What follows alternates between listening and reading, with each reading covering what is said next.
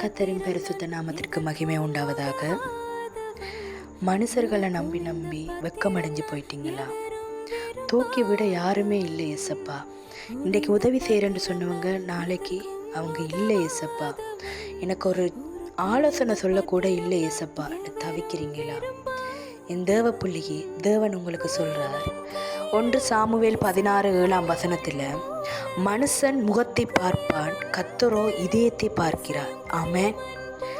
ஒன்றை பற்றியுமே கவலைப்படாதீங்க. இழந்தது தங்கமாக இருந்தாலும் இயேசு கொடுப்பது வைரமாக இருக்கும்.